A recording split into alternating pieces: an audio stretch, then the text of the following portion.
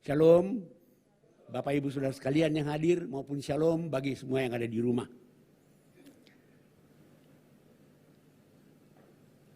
Tema kita hari ini sesuai dengan yang saya terima dari gereja kita adalah sukacita. Oleh karena itu saya mau tanya dulu, apakah di antara saudara yang hadir di sini sama yang di rumah ada sukacita? Kalau nggak ada, khotbah ini selesai.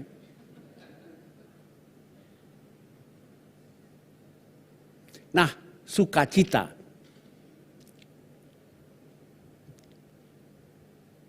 Apa sih sukacita itu?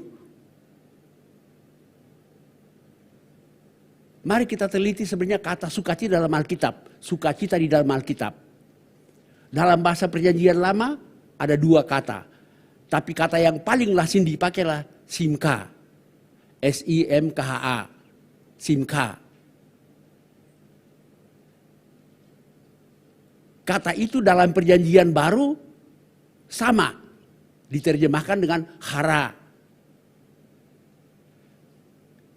Tapi saya baca di kamus-kamusnya dikatakan begini. Simcha ataupun hara itu bukanlah sukacita sekedar luapan emosi. Bukanlah sekedar luapan perasaan. Tapi kata simcha dan hara itu lebih berarti sukacita yang bersifat kualitas, karakter, watak.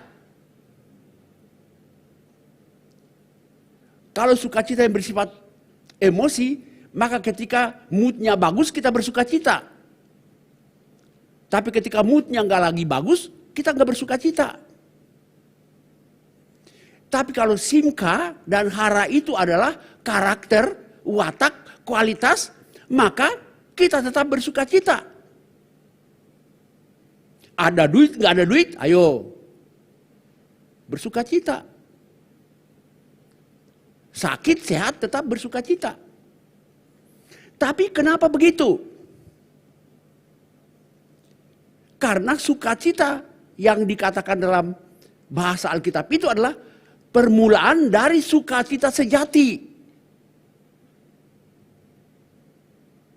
Jadi begini, sukacita kita sekarang ini adalah tanda-tanda bahwa kita sedang mengalami sukacita yang sejati yang nanti terjadi pada waktu kedatangan Yesus kembali. Ngerti nggak sih? Kira-kira begini, ya. Sukacita yang harusnya kita alami itu adalah sebenarnya sedikit saja ujung dari sukacita yang besar yang tidak kelihatan, yang nanti kelihatan waktu Yesus datang kembali. Belum ngerti juga. Makanya ngangguk lah, biar saya semangat gitu. Di rumah juga ngangguk. Gini, misalnya ada sesuatu yang tersembunyi kan? Tapi ujungnya kelihatan. Yang Anda nikmati itu baru ujung yang kelihatannya. Ujung yang tidak kelihatan itu, itulah sukacita sejati ketika Yesus datang kembali. Jadi sukacita yang kita alami sekarang ini dia hanya berdampak kalau dia sungguh-sungguh berkaitan dengan sukacita sejati. Tanpa kaitan dengan sukacita sejati, maka apa sih maksud saya? Maka sukacita yang kita alami itu sukacita yang emosional. Itulah sebabnya saudara pernah baca ayat yang bilang begini kan, kalau kamu berduka cita, janganlah berduka cita sama seperti orang-orang lain yang tidak mempunyai pengharapan. Pernah baca enggak? Ada di mana? Di Alkitab, selesai. Ya. Artinya dasar dari sukacita kita adalah pengharapan. Pengharapan bahwa sukacita sejati itu akan terjadi ketika Yesus datang kembali. Yang kita alami sekarang ini adalah tanda-tanda permulaannya. Itu yang dipahami dengan kata simcha dan hara. Jadi sekali lagi saudara, Kalau kita bersukacita hanya sebagai luapan emosi, maka sukacita itu berubah-ubah kan? Tapi kalau sukacita kita itu adalah sukacita yang berkaitan erat dengan sukacita sejati yang akan kita alami ketika Yesus datang kembali, maka ada sukacita, ada apa sih? Susah atau senang, sukacita itu tidak hilang. Nah, oleh karena itu saudara, mana yang penting? Punya sukacita yang sementara di dunia ini, tapi tidak punya sukacita yang abadi? Ataukah punya sukacita yang abadi, walaupun sekarang ini kita tidak sedang bersukacita secara emosional?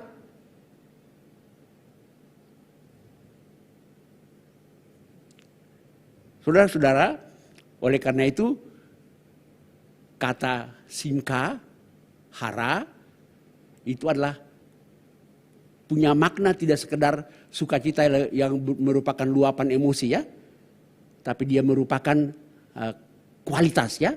Dia merupakan watak. Sehingga orang itu susah atau serang, dia tetap mengalami sukacita. Nah, ayat-ayat yang dirujukkan kepada saya untuk mengelaborasi lebih jauh tema khotbah ini adalah yang pertama. Dari Mazmur 119 ayat 16. Mazmur 119 ayat 16. Aku akan bergemar dalam ketetapan-ketetapanmu. Firmanmu tidak akan kulupakan. Apa kaitan ayat ini dengan sukacita? Seluruh Mazmur 119 ini, 176 ayat, tema besarnya adalah bahagianya orang yang hidup menurut firman Allah. Jadi Mazmur 119 ini bicara mengenai kebahagiaan dan sukacita karena orang hidup dalam firman Allah. Nah, lalu Mazmur 119 ayat 16 ini mengatakan begini, aku akan bergemar dalam ketetapan-ketetapanmu.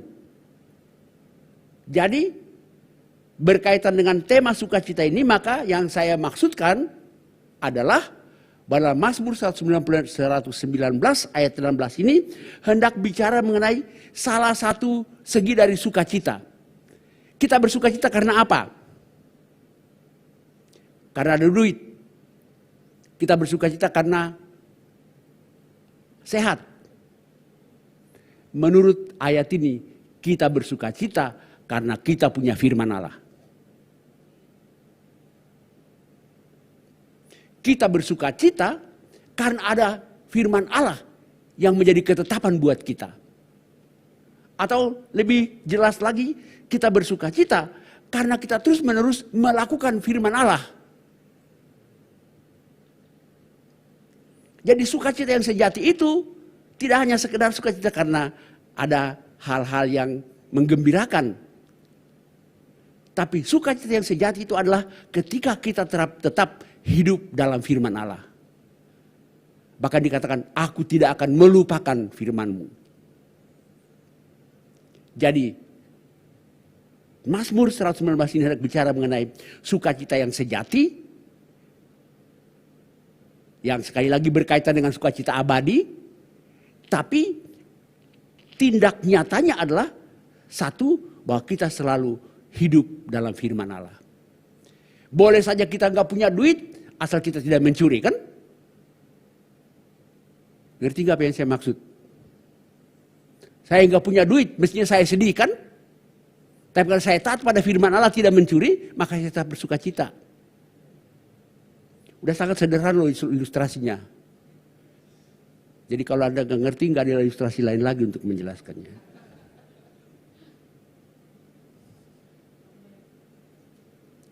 Walaupun kita sakit berkepanjangan misalnya ya. Ada orang bilang di Cikunir ada dukun kan. Sekalipun saya menderita berkepanjangan. Mestinya saya sedih kan. Tapi selama saya taat pada firman Allah, ada sukacita. Itu yang saya maksud dengan Mazmur 119.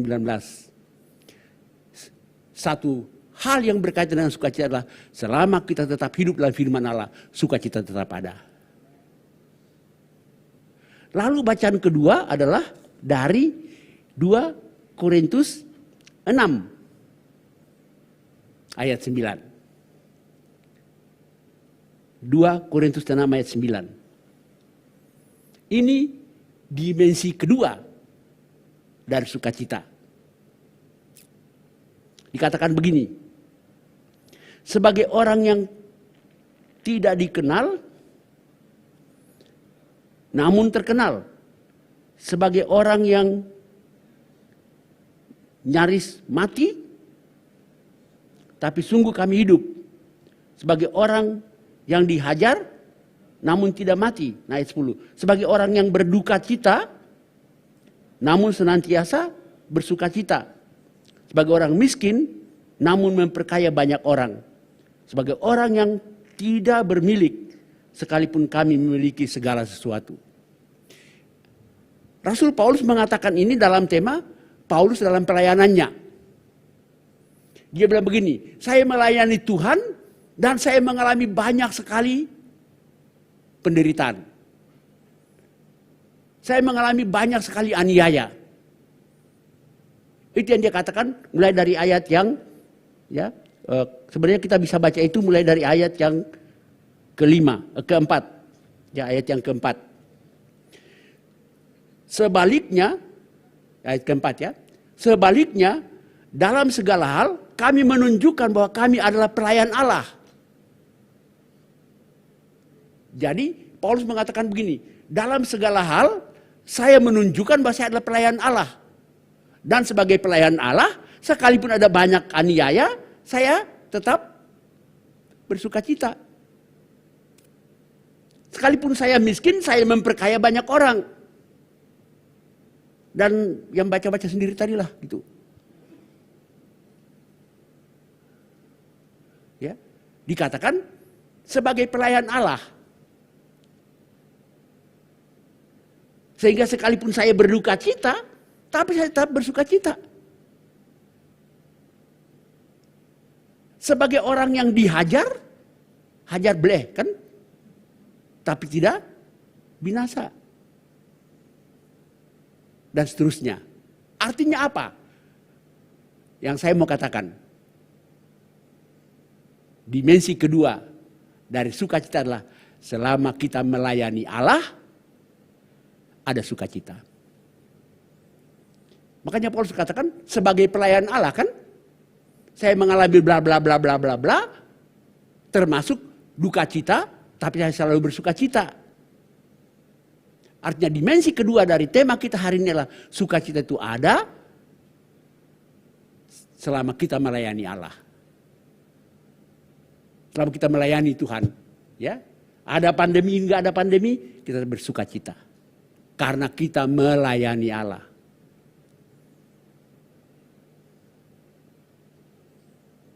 Acuan ketiga, ini sesuai dengan WA yang saya terima dari Ibu Syulo.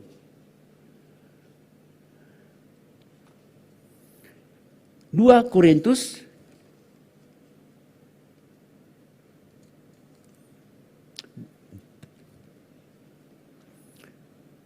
12 ayat 9.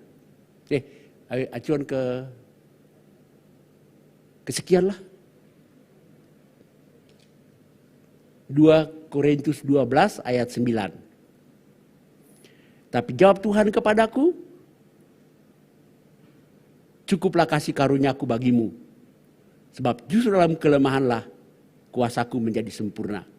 Sebab itu terlebih suka aku bermegah atas kelemahanku, supaya kuasa Kristus turun menaungi aku.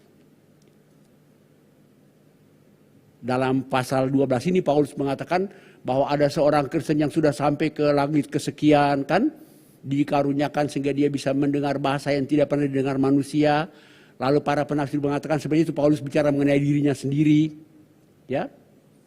Sehingga dikatakan dia mendapat karunia yang luar biasa.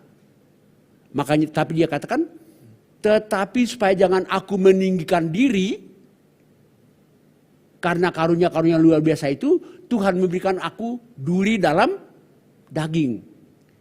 Yang dia sebut utusan iblis yang menggocoh aku. Dan dia bilang, sudah sampai 3 kali dia berdoa kepada Tuhan. Agar utusan iblis itu ditarik. Tapi Tuhan bilang apa? Cukuplah bagimu kasih karuniaku. Supaya dalam kelemahanlah kuasaku menjadi sempurna. Oleh karena itu Paulus bilang begini, karena itu aku lebih suka bermegah karena kelemahanku. Supaya kuasa Tuhan nyata dalam diriku. Nah, apa kaitannya dengan tema sukacita?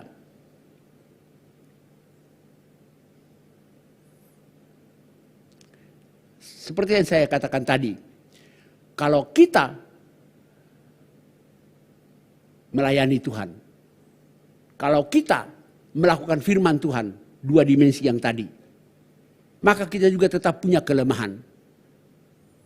Ada duri dalam daging masing-masing kita. Kalau Rasul Paulus mengatakan kelemahan ya, kelemahan. Kalau senior banget yang udah meninggal dunia, saya sudah pernah mengkhotbahkannya di sini. Pendeta Octavianus mengatakan begini, masing-masing kita punya dosa favorit ya.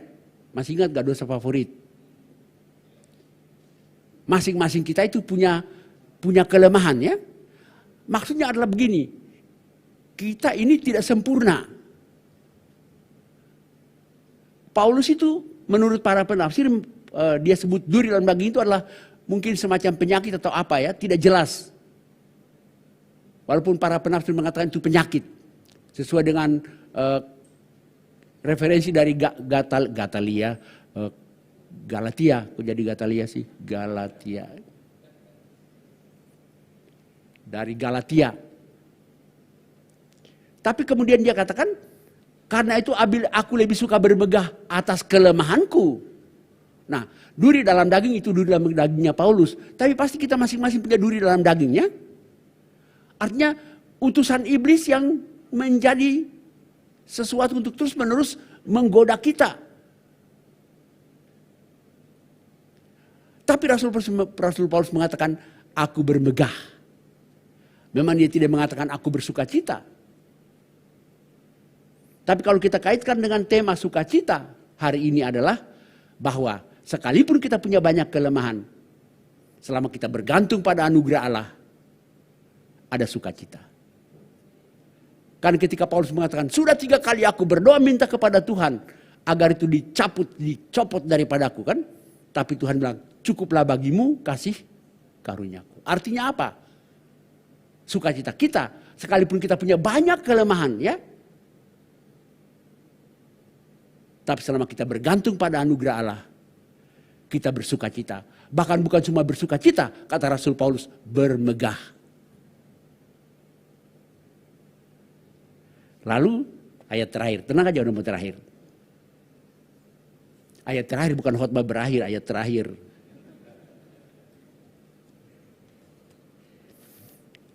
Filipi 1 ayat 4. Filipi 1 ayat 4.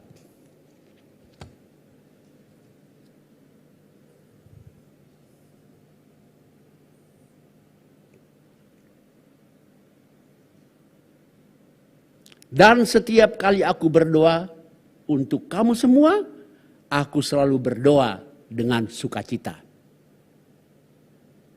Nah, ini satu dimensi yang lain lagi dari sukacita.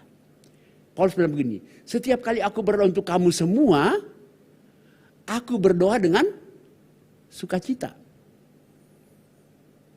Apa yang Paulus maksudkan? Sederhananya begini, ketika Paulus berdoa untuk orang-orang di Filipi itu, atau ketika Paulus berdoa untuk jemaat di Filipi itu, dia dipenuhi dengan sukacita. Apa maksudnya? Begini kira-kira ya.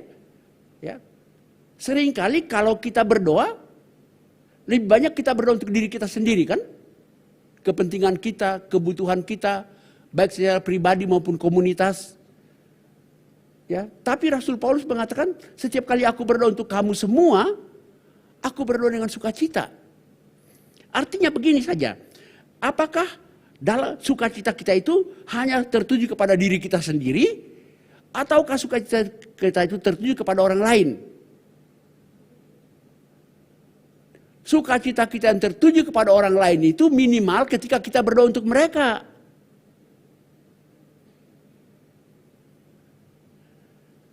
Ada sebuah quotes, apa itu bahasa Inggrisnya? Kutipan. Pakai bahasa Inggris lah sedikit berbobot. Dia bilang begini, kutipan itu bila saya baca, kutipan itu bilang begini. Kita bersukacita ketika doa kita dijawab Allah ya. Tapi kita berbahagia ketika kita menjadi jawaban Tuhan atas doa orang lain.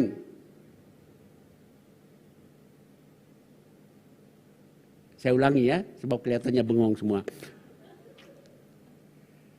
Saya bersukacita ketika doa saya dijawab oleh Tuhan ya. Tapi harusnya saya lebih bersukacita lagi atau bahkan saya berbahagia ketika saya menjadi jawaban Tuhan atas doa orang lain.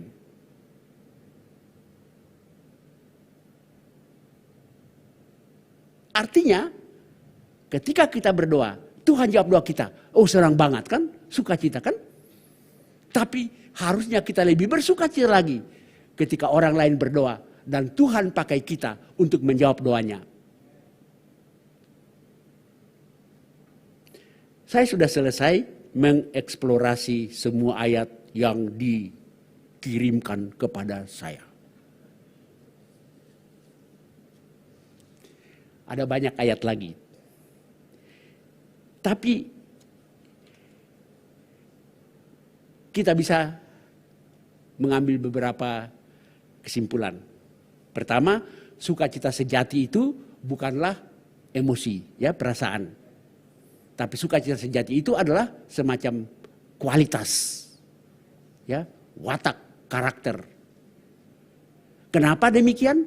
Karena sukacita sejati itu tidak merupakan luapan emosi semata, tapi dia berkaitan dengan sukacita abadi yang nanti kita miliki ketika Kristus datang kembali. Tapi ketika kita masih di dunia ini, sukacita itu harus kita wujudkan. Satu, dengan selalu hidup dalam firman Tuhan.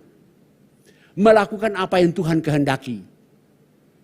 Kedua, melayani Tuhan. Ketiga, apa tadi? Dalam kelemahan kita pun, kita tetap mengandalkan kasih karunia dari Tuhan.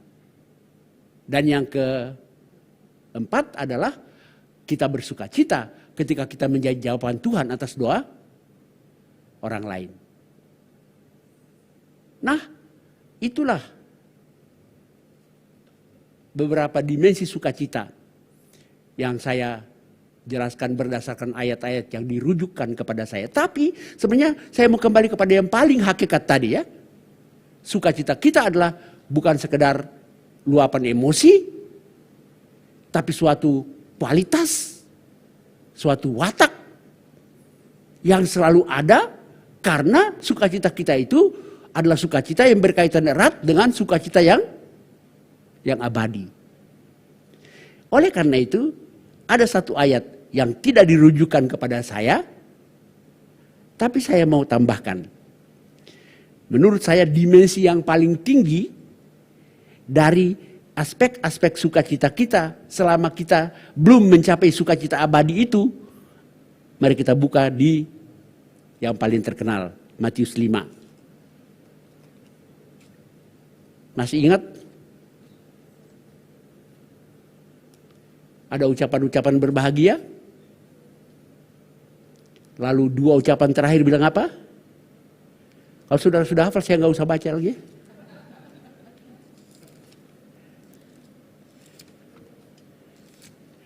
Matius 5.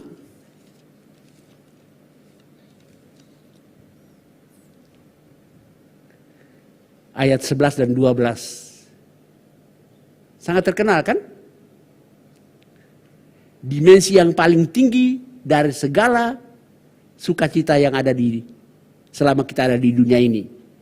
Dikatakan begini, berbahagialah kamu jika karena aku kamu dicela dan dianiaya dan kepadamu difitnahkan segala yang jahat. Bersukacita dan bergembiralah karena upahmu besar di surga. Sebab demikian juga telah dianiaya oleh para nabi-nabi yang terdahulu. Jadi yang tadi itu saya mau tambahkan satu lagi yang mungkin menurut saya yang rada di atas 4 yang tadi ya. Kita bersukacita kalau kita dianiaya karena Kristus. Kita bersukacita kalau andai kata oleh karena Kristus kita dicela. Dan itu yang terjadi sampai sekarang kan dalam konteks bangsa kita ini. Terakhir, nah sekarang baru khotbahnya benar-benar berakhir. Biasanya di Ambon itu kalau orang pendeta udah mau berakhir dia tutup Alkitab dulu gitu. Itu di Ambon pendeta-pendeta zaman dulu begitu. Begitu dia, kalau dia sudah tutup Alkitab itu berarti khotbahnya mau berakhir. Lalu ada seorang pendeta yang sudah tua. Dia punya khotbah dari perjanjian lama. Lalu dia bilang begini, lalu tibalah bangsa Israel di Gunung Horeb. Di Gunung Horeb itulah Tuhan memberikan perintah-perintahnya kan. Lalu dia tutup Alkitab baru bilang, oleh karena itu marilah kita selalu ingat Gunung Herop gitu. Karena dia sudah tutup Alkitab salah baca kan. Horeb jadi Herop. Gitu. Maka saya mau tanya sekarang. Sekalipun ada pandemi, saya mau tanya, ada sukacita? Jawab sendiri. Amin.